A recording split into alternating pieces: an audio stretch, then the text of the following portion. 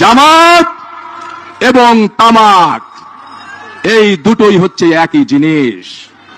তামাক যেমন স্বাস্থ্যের জন্য ক্ষতিকর, আর এই জামাত হচ্ছে দেশ এবং ইসলামের জন্য ক্ষতিকর। একদম সঠিক কথা বলেছে। জামাত এবং তামাক ওই ভয়ঙ্কর। এই জামাত হলো ইসলাম এবং দেশের জন্য ক্ষতিকর, আর তামাক হলো স্বাস্থ্যের জন্য ক্ষতিকর। আসলেই বাস্তবতা তাই বলে। হ্যাঁ, তাদের কার্যক্রম, তাদের চলাফেরা, তাদের কথাবার্তা এত ভয়ঙ্কর, ফেসবুকে দেখলেও দেখা যায় যে তাদের কথাবার্তা এত নোংরা, এত অশ্লীল।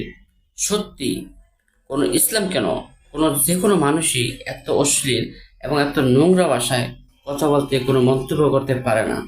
তাদের দেখে, তাদের কার্যকলাপ দেখে কিন্তু এগুলোই দেখা যাচ্ছে, এবং তাদের আহ, দর্শক থেকে, সমর্থক থেকে সিনিয়র নেতা পর্যন্ত সবাই অপকর্মে জড়িয়ে যাচ্ছে।